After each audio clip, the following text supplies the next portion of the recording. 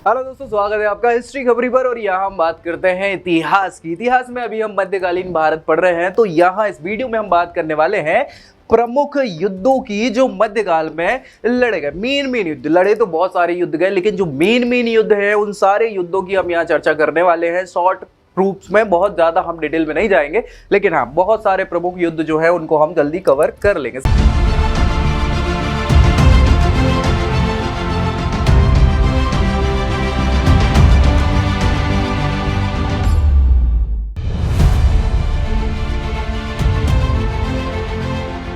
सबसे पहले नंबर पे, क्योंकि स्टार्टिंग ही यहां से होती है 1191 एडी में, और यहां पे तराइन का पहला युद्ध हो जाता है। कब हो जाता है? तराइन का मैदान है ये, वहां पर पृथ्वीराज चौहान और मोहम्मद गौरी के बीच ये युद्ध लड़ा जाता है। और साथ ही साथ मैं बता दूं आपको कि इस पहले युद्ध में विजय हो गई थी किसकी? पृथ्वीराज चौहान की, और यहां उनको छोड़ दिया गया था मोहम्मद गौरी को जिंदा। तो इसी कारण से फिर दूसरा युद्ध भी होगा, है ना। सो मोहम्मद गौरी परास्त हुए और जीते कौन? पृथ्वीराज चौहान। चलिए दूसरे नंबर पर इतिहास में है तराइन का दूसरा युद्ध, क्योंकि साल भर बाद हो जाता है 1192 एडी में। 1192 एडी में अगेन सेम मैदान है, सेम लोग बाग है, बस रिजल्ट चेंज हो जाता है। पुनः तराइन के मैदान में मोहम्मद गौरी और पृथ्वीराज दोनों युद्ध करते हैं, जिसमें हार इस बार किसकी हो जाती है? पृथ्वीराज चौहान की, और जीतता कौन है? मोहम्मद गौरी। और जैसे ही मोहम्मद गौरी इस युद्ध को जीत लेता है, यहीं से एक प्रकार से आप दिल्ली सल्तनत की शुरुआत मान सकते हैं, लेकिन वो थोड़ी सी आगे होगी, ठीक है। सो इस युद्ध में हार गए पृथ्वीराज चौहान। नेक्स्ट हम बात करें चंदावर का युद्ध। 2 साल बाद 1194 एडी, 1194 एडी भैया मोहम्मद गौरी को बुलाया जयचंद ने था, और उन्हीं के खिलाफ ये युद्ध हो जाता है 1194 में। फिरोजाबाद के पास चंदावर जगह का नाम है, उसके मैदान पर ये युद्ध हो जाता है। कन्नौज का युद्ध भी इसको कहा जाता है। मोहम्मद गौरी ने गहड़वाल वंश के कन्नौज शासक जयचंद्र पर आक्रमण किया, और आक्रमण में हार किसकी होती है? जयचंद की। यहां मृत्यु को प्राप्त हो जाते हैं। जीत किसकी होगी भैया?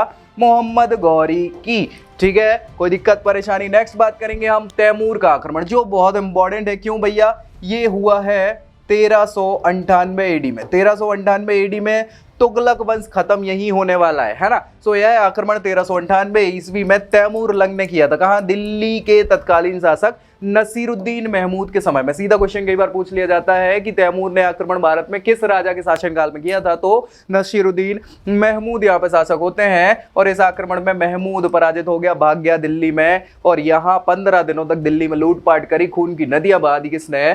तैमूर लंग ने। नेक्स्ट हम बात करेंगे जो इंपॉर्टेंट है, पानीपत का पहला युद्ध। पानीपत का पहला युद्ध 1526 में हो जाएगा, बाबर और इब्राहिम लोदी के बीच में, है ना। सो बहुत इंपॉर्टेंट है, क्योंकि मुगलिया सल्तनत की स्थापना इसी युद्ध से होती है भैया भारत में। 1526 ईस्वी में बाबर ने लोदी वंश के शासक इब्राहिम लोदी पर क्या कर दिया? आक्रमण कर दिया पानीपत के मैदान में। और पानीपत के मैदान में जब ये युद्ध हुआ, लड़ा गया 21 अप्रैल है ना, 21 अप्रैल 1526 को। तो इस युद्ध में पहली बार बारूद का प्रयोग भारत में किया गया, ऐसा बोलते हैं, लेकिन बेरा और बाजौरा के युद्ध में पहली बार हो चुका था बारूद का प्रयोग भारतीय रूपरेख में दिल्ली सल्तनत में, क्योंकि उस समय इब्राहिम लोदी और दिल्ली वंश चल रहा था, मतलब दिल्ली सल्तनत पे। तो इसीलिए इस प्रोस्पेक्ट से भारत में पहला प्रयोग बारूद का कहाँ मान लेते हैं हम? पानीपत के युद्ध में। पानीपत का पहला युद्ध इब्राहिम लोदी परास्त हुआ और मारा जाता है वो रण क्षेत्र में ही, और उसके बाद मुगल साम्राज्य यहाँ पे स्थापित हो जाता है। चलिए दूसरा पानीपत का युद्ध भी, अच्छा खानवा का युद्ध भी बहुत इंपॉर्टेंट है अपने आप में। 1527 में, 1 साल बाद, ये राणा सांगा के द्वारा लड़ा जाएगा। किसके साथ? बाबर के साथ। तो बाबर भैया फिर जीत जाएंगे, और राणा सांगा की इसमें फिर हार हो जाएगी खानवा के मैदान में। 1526 नहीं, 1527 है यहाँ पे। 1527 ईस्वी में मेवाड़ के राजपूत शासक जो थे राणा सांगा, संग्राम सिंह और बाबर के बीच में यह युद्ध होता है भैया। 80 घाव लगे थे इस व्यक्ति को, है ना, राणा सांगा को। फिर भी उठ के हार जाता है क्या?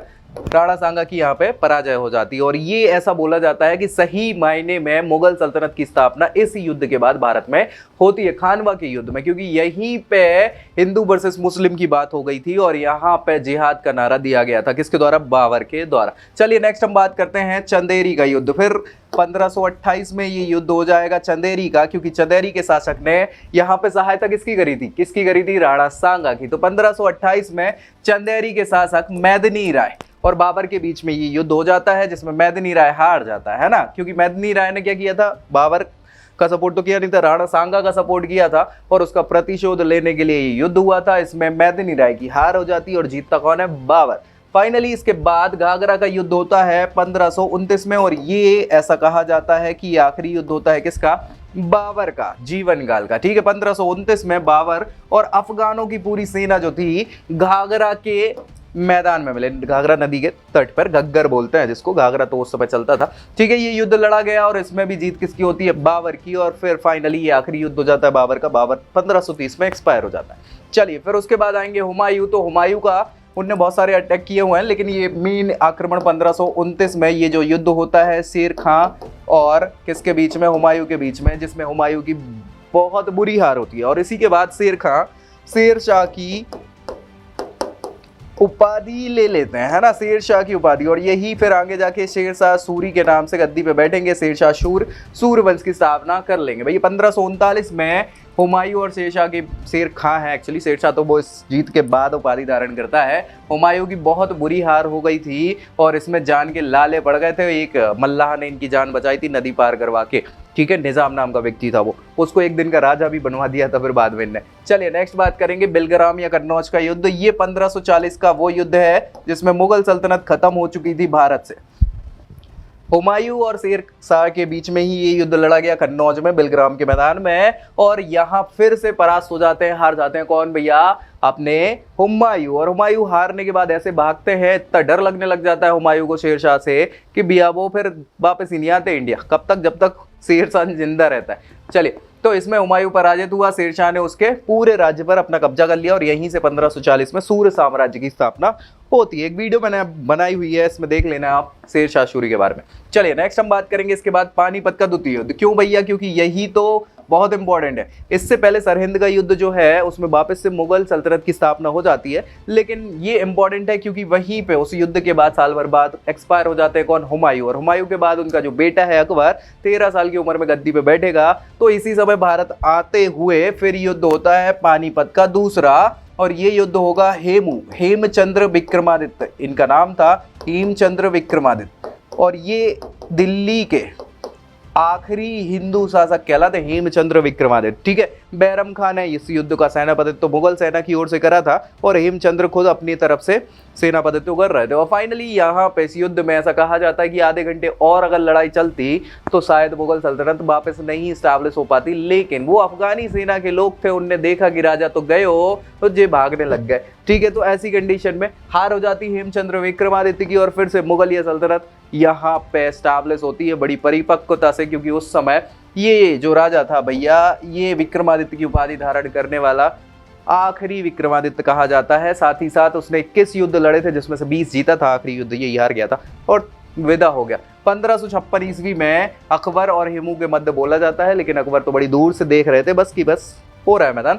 लेकिन यहाँ पे सेनापति तो बैरम खान ने किया हुआ था और जीत जाते हैं कौन? अकबर की सेना जीत जाती है।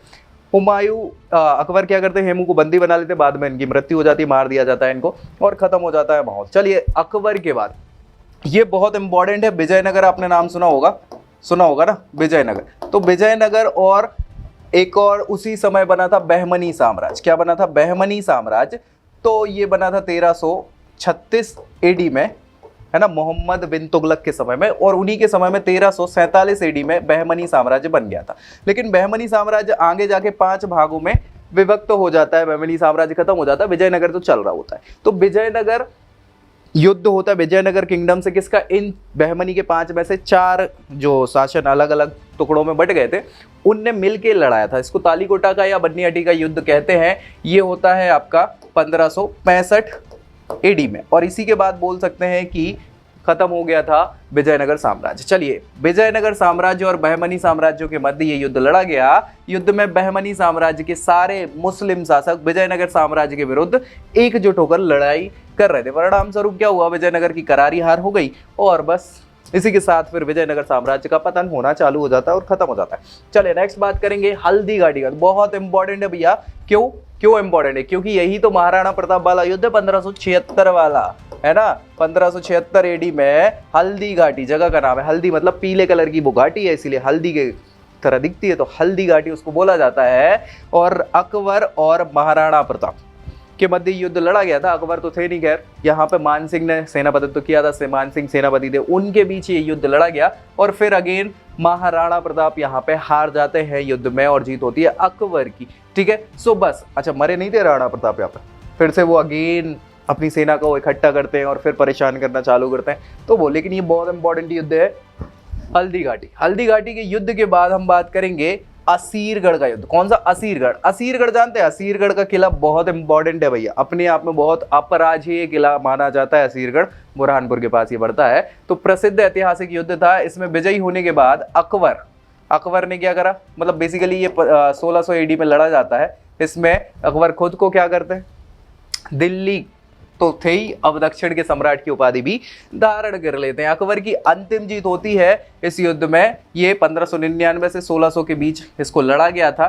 बीरन बहादुर और अकबर के मध्य होता है दक्षिण के फाटक, मतलब दक्षिण का प्रवेश द्वार कहा जाता है असीरगढ़ को। ठीक है, सो इस दुर्ग पर अकबर ने 6 माह तक घेरा डाला था। उसके बाद फिर बाद में बीरन बहादुर को परास्त कर दिया था और इसी के साथ ये आखिरी युद्ध होता है अकबर का भी। 1605 में इनका भी निधन हो जाता है और जहांगीर यहाँ पे शासक बन जाता है। तो भैया स्वालीहोल का युद्ध ये यार ये बहुत इंपॉर्टेंट है। 1612 AD का ये युद्ध है। ये इंडियंस नहीं, ये फॉरेनर्स लड़ रहे थे। ये युद्ध अंग्रेजों और पुर्तगालियों के बीच लड़ा गया था। पुर्तगाली लोग भारत में आ गए थे वास्को डी गामा के समय से ही 1498 AD से, और उनने भारत पे प्रभुत्व ऐसा जमा लिया था व्यापारियों के तौर पे, लेकिन वो शासन प्रशासन की व्यवस्थाएं संभालने लग गए थे। अंग्रेज अभी अभी आए थे। अंग्रेज बोला जाए तो 1612 के पहले 1608 में कैप्टन हॉकिंस आते हैं। जहांगीर का समय चल रहा होता है, तो जहांगीर परेशान हो चुके थे पुर्तगालियों के प्रभुत्व से। उनने कहा कि कोई ना कोई एक हमें कॉम्पिटिटर तो चाहिए, और यहाँ युद्ध होता है किस चीज का, अंग्रेज और पुर्तगालियों का, और इसमें अंग्रेज जीत जाते हैं। अब अंग्रेज जीत जाते हैं तो यहाँ जहांगीर को लगता है कि कोई कॉम्पिटिटर तो मिला हमको।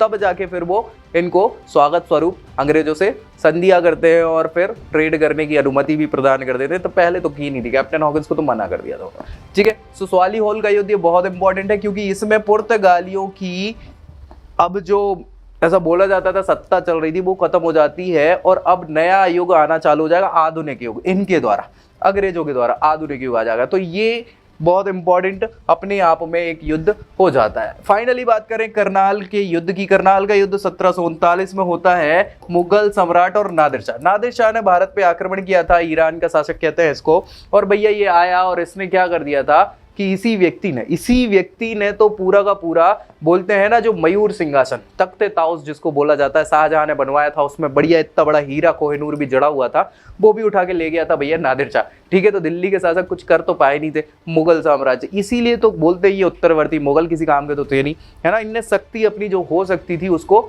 डिस्ट्रीब्यूट कर चुका था और ये इतने शक्तिशाली अब बचे नहीं थे जैसे पूर्ववर्ती मुगल शासक हुआ करते थे। तो फाइनली यहाँ पे मुगल साम्राज्य का तो पतन दिखने ही लग जाता है क्योंकि यहाँ अब मराठास का उदय होगा। मराठा, ठीक है, सो मराठा लोगों का उदय होगा। और बस आखिरी एक पानीपत का युद्ध भी है जो मराठाओं और अहमद शाह अब्दाली के बीच लड़ा जाता है ना। तो 1576 में 1576 नहीं 1739।